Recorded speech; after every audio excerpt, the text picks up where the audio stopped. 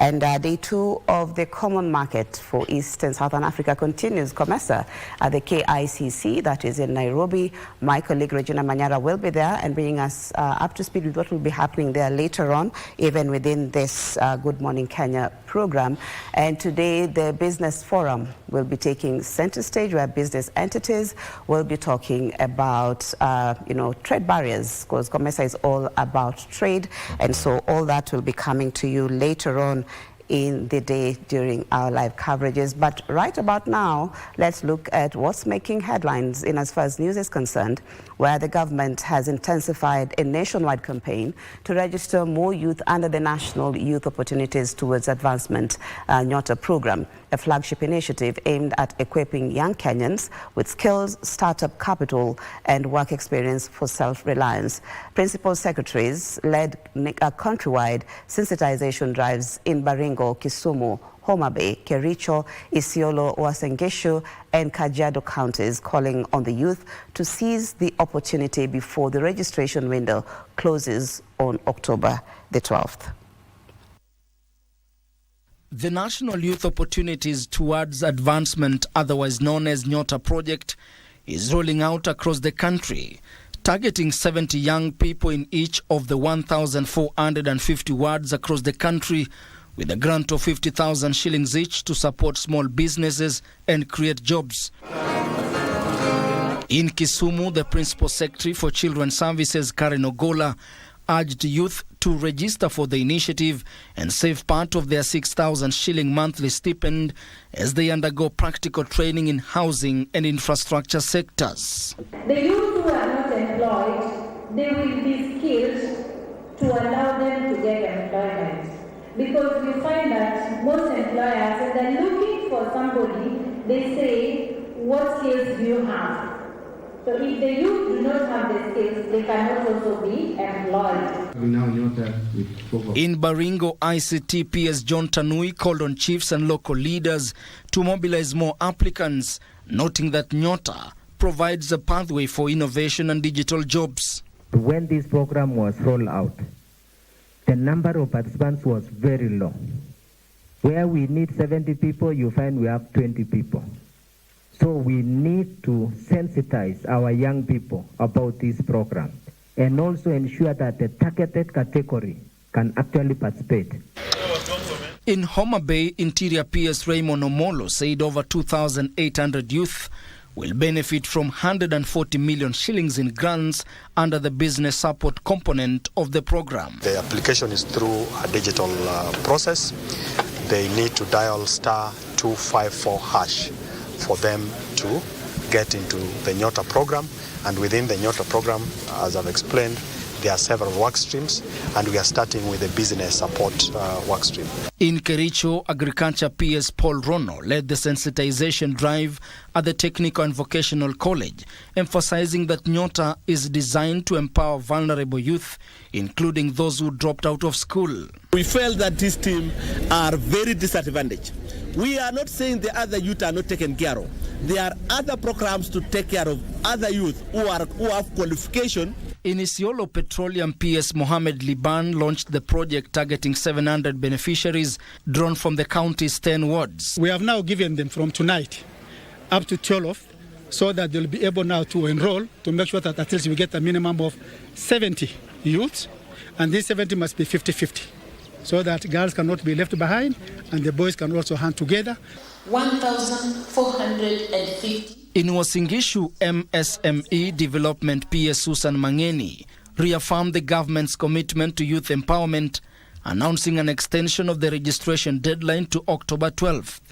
The final selection will be dependent on how you perform on entrepreneurial aptitude test, where you are taken through some exercise, some few questions just to gauge at the level of your understanding in the sector that you want to take in.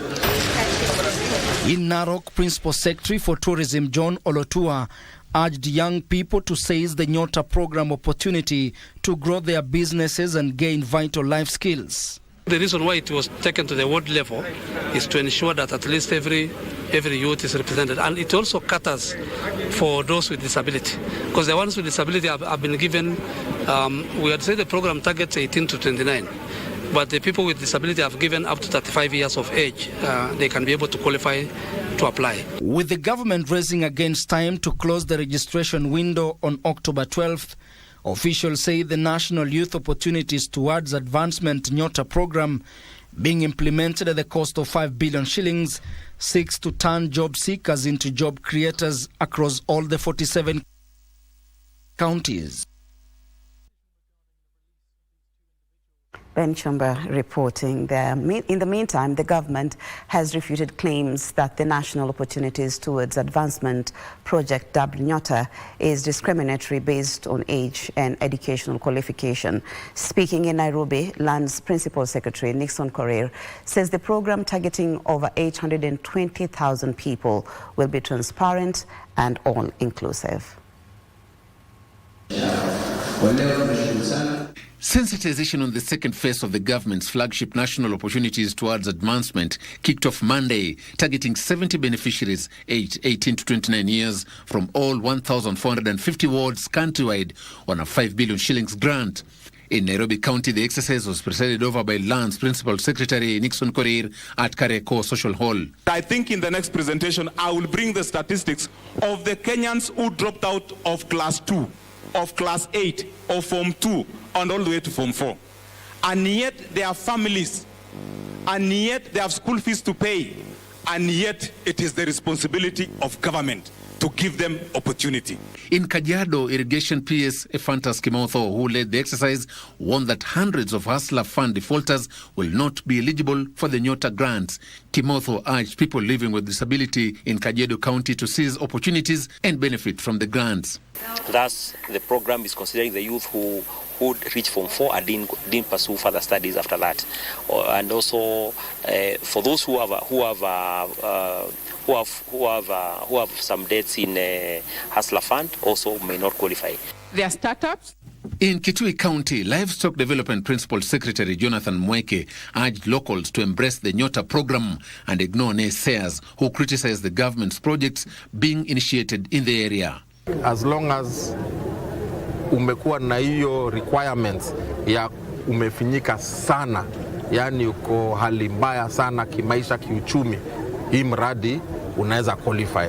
Prior learning policy. Meanwhile, in Kiambu, Correctional Services Principal Secretary Dr. Salome Biako says the Nyota initiative is part of a broader government effort to tackle unemployment by equipping young Kenyans with practical skills and resources to build their own livelihoods. The project also promotes a sustainable savings culture among the youth through mandatory saving of 12% for both business support and on-job experience beneficiaries, which will be matched up if they continue building up on their savings. And in Meru, the sensitization on Nyota project was conducted by Diaspora Affairs PS Roslyn Jogu, who asked leaders to mobilize the youth and apply in large numbers. Get young people to do this application. It is available on the phone. It does not have to be a smartphone.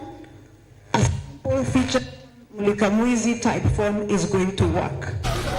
In Kirinyaga County, Public Health and Professional Standards Principal Secretary Mary Mudhoni says the Nyota program was in line with the government's bottom-up economic transformational agenda, a key promise made by President William Ruto to uplift vulnerable groups and promote self-reliance among the youth. And also, when you look at Nyota, it is aligning with the better pillars: agriculture transformation, MSMEs, digital superhighway, the creative industry, healthcare, housing, and exactly where Kirinyaga is strong. While in Makueni, Aviation Principal Secretary Terry Mbaika challenged young people in the county to take advantage of the grants to uplift their livelihoods. We'll be opening the portal from midnight for 6 days so that we encourage and have those who have been left behind to be in a position to apply. We do not want to leave any part of this country behind. Joseph Ohungu for Prime Edition. Thank you, Joseph Wakungo. Now to matters health, where the Council of Governors has dismissed claims by the Kenya medical practitioners Pharmacists and Dentists Union concerning deaths of 136 children in Kiambu County due to the ongoing doctors' strike. Now, according to the council, health services are ongoing in the county, and the allegations are meant to tarnish the name of Kiambu Governor Kimani Wamatangi. Meanwhile, the council has retained Wajir Governor Ahmed Abdullahi to serve as its chairperson for a second term. Wajir Governor Ahmed Abdullahi and Nyeri Governor Mutahi Kahiga will continue serving respectively as the chairperson and vice chairperson of the Council of Governors. Tharaka Nithi Governor Muthomi Njuki is the new COG whip. He replaces Stephen Sang of Nandi County, who becomes the chairperson of the Resource Mobilization and Partnerships Committee. During the session, the Council of Governors came to the defense of Kiambu Governor Kimani Wamatangi, who has been on the receiving end of alleged deaths in Kiambu hospitals as a result of the ongoing doctor strike. The Council disassociates from the headline about the death of 136 babies and categorically states that it is not factual, it is pure witch hunt. The health function in Kiambu is functional. Kiambu has doctors in all its facilities, and they are all on duty. According to the Council of Governors chairperson Ahmed, the allegations are politically driven. We urge the Ministry of Health and KMPDU to stop politicizing health, and you too appreciate that our politics is very toxic. But let's keep that toxic politics out of healthcare. Abdullahi said counties should be given space to deliver on their mandate. It's not supposed to be run from Avi House in Nairobi. We want to reiterate that health is a default function, and we must be free of external forces that want to paint a bad picture of devolution. The governors also took issue with the electronic government procurement system, saying services in counties are coming to a standstill. And if any one county had been able to successfully, from end to end, procure even a pen on e-GPay, from where I sit as chair of council, believe you or no, it hasn't happened. But we have a court order, so I think it's been tried on the go. The leaders will serve for a period of 1 year. Let's head to Busia County, where residents of Busia County have rejected the proposal to amend the constitution through a parliamentary initiative.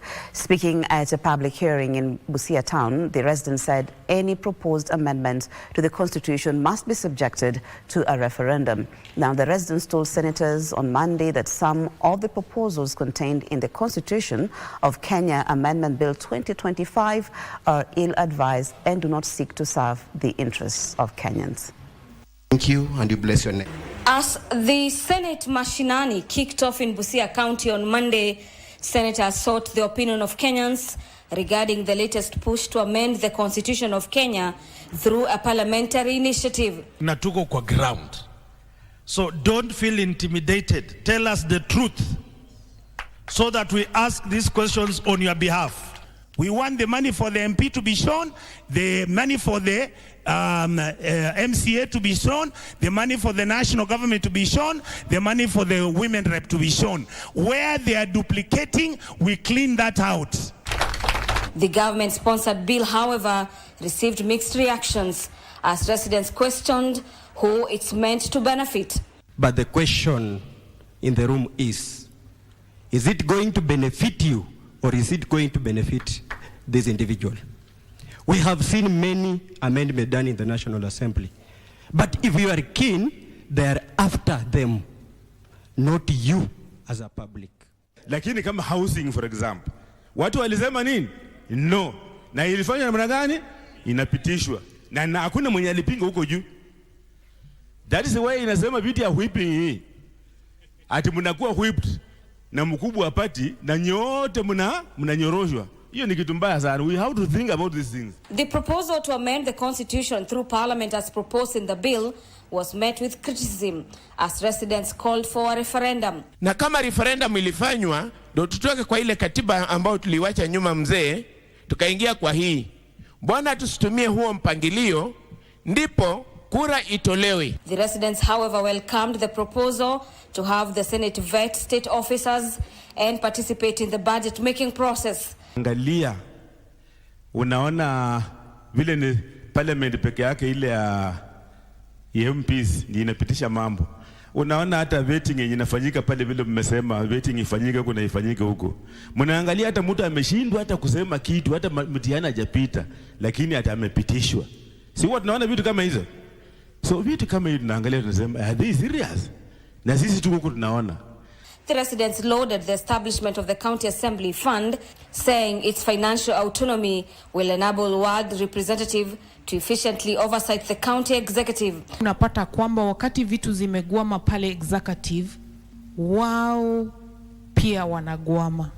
Other proposals include the creation of special seats to show up members in parliament. This is the first public participation exercise on the bill, with more engagements lined up to ensure a broad disclosure on the proposed amendments. This being yet another attempt to amend the constitution, residents in Busia County have called upon the Senate to consider formulating laws that are for the betterment of all Kenyans and not for just the legislature.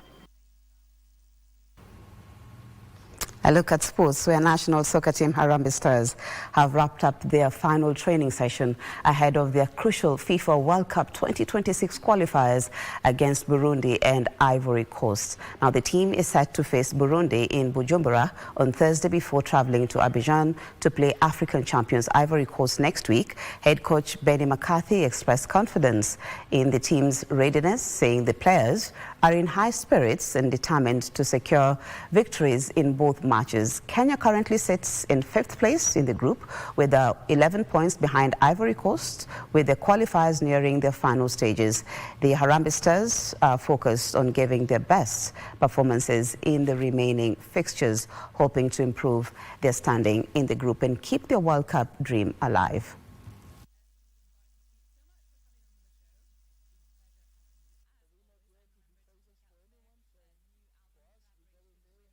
To play a match against a team that we want to win.